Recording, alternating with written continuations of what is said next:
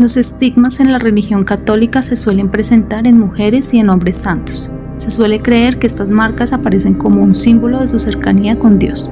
El día de hoy estaremos hablando de este tema, así que quédate con nosotras. En la fe católica, los estigmas son señales o marcas que aparecen de forma espontánea en el cuerpo de algunas personas, casi siempre místicas exácticas, lo que probaría que es la religión de un Dios verdadero, que crea e influye en el universo y socorre a la humanidad. Este concepto pudo surgir debido a que en la antigüedad los servidores eran marcados como señales de propiedad. Estas heridas son similares a las infligidas sobre Jesús de Nazaret durante su crucifixión, según la iconografía cristiana tradicional, y van precedidas y acompañadas de tormentos físicos y morales.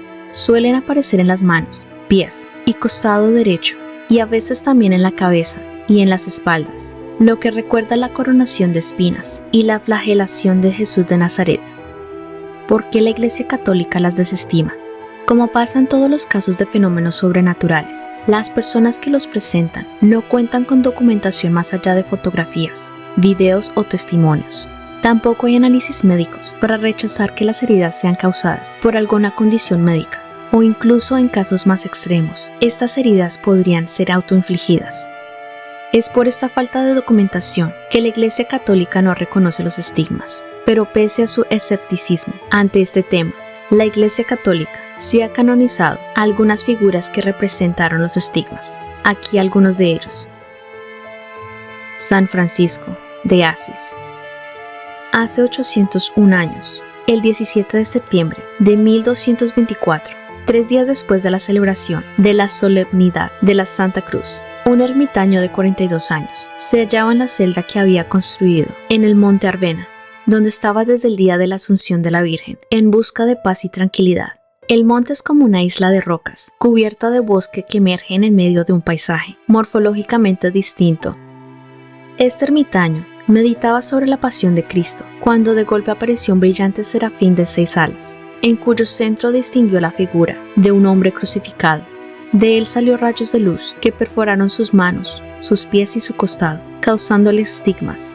El ermitaño se llamaba Giovanni di Pietro Bernardone, pero le pusieron el sobrenombre de Francisco y era oriundo de la ciudad de Asís.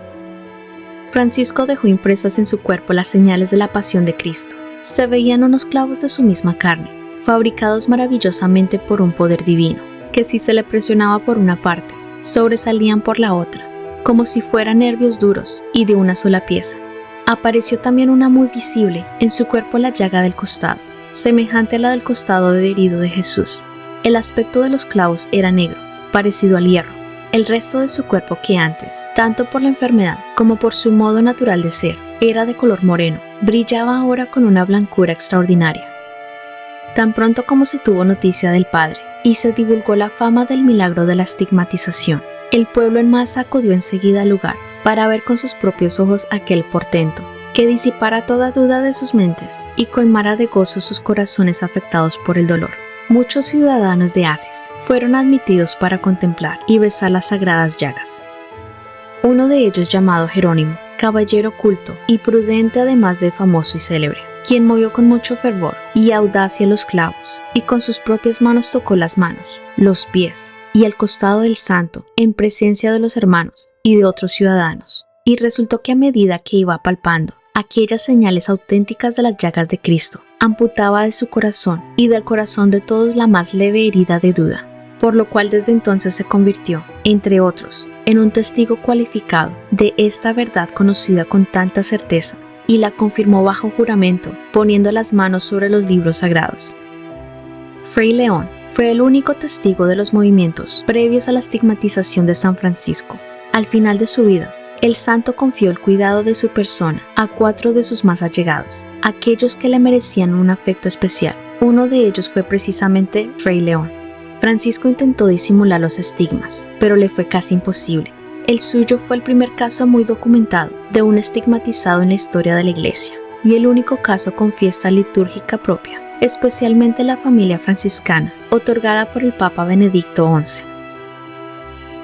Santa Catalina de Siena.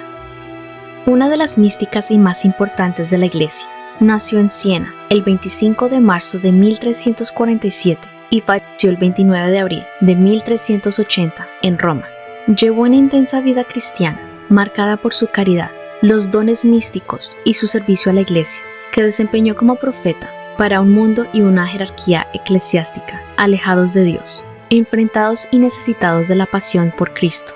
El 1 de abril de 1375, Catalina se encuentra en Pisa, comisionada por el Papa Gregorio para evitar que los pisianos se unan en una liga contra el mismo.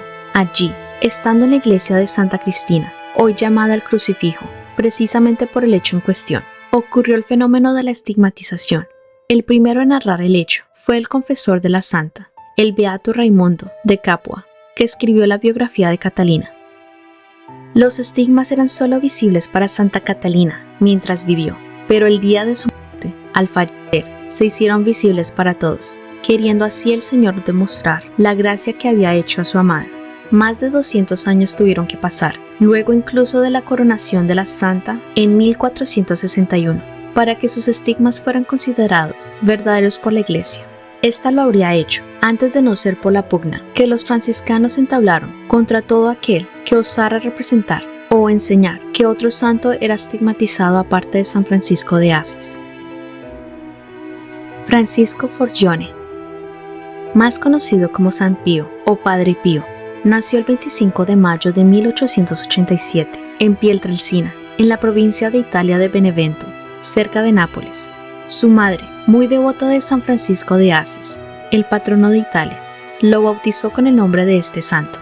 Fue un niño muy introvertido, pasaba las horas rezando frente al altar de la iglesia de Santa Ana. Su vocación se manifestó a partir de los 8 años, cuando inició su formación religiosa con los frailes capuchinos. Su padre, Gracio, emigró a la Argentina para poder pagar sus estudios. A los 15 años, Francisco Forgione comenzó a vestir la túnica franciscana y tomó el nombre de Fray Pío de Pietrelcina. El 10 de agosto de 1910 fue ordenado sacerdote en Benevento. En una carta del 18 de enero de 1912, dirigida al padre Agostino, el padre Pío se expresaba con estas palabras sobre Satanás: Él ha venido a mí, casi asumiendo todas las formas. Desde hace varios días me viene a visitar, junto con otros de sus espíritus infernales, armados de bastones y piedras. Lo que es peor es que ellos vienen con sus semblantes. Tal vez cuantas veces me ha sacado de la cama y me ha arrastrado por toda la habitación. El padre Pío se convirtió en exorcista, siguiendo la metodología de exorcismos de Jesús. Decía en tono firme y marcado: «Cállate, basta, márchate». Después de estas palabras, el poseído conseguía la calma. En una única oportunidad, antes de la liberación, el maligno había gritado: «Padre Pío, nos molestas más tú que San Miguel». Otro cura exorcista, el padre Tarcisio da Servinara, que presentó ese hecho, le preguntó al padre Pío si había escuchado las palabras del diablo, y el santo respondió: «Satanás me tiene miedo». El 20 de septiembre de 1918 recibió los estigmas.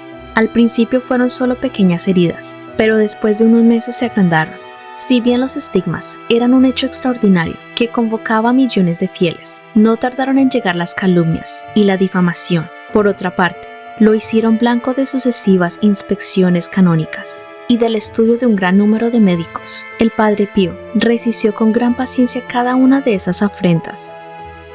Una enorme feligresía se abarrotaba para oír sus lágrimas homilias y observar sus estigmas, que el sacerdote ocultaba con mitones. El padre Pío dedicaba hasta 18 horas diarias al sacramento de la confesión, pero las autoridades eclesiásticas de la época dudaron de él y le prohibieron por varios años salir de su celda, celebrar misas, contestar cartas y escuchar confesiones, de acuerdo con lo expresado en sus datos biográficos. Sin explicación racional alguna, los estigmas del padre Pío permanecieron abiertos por 50 años.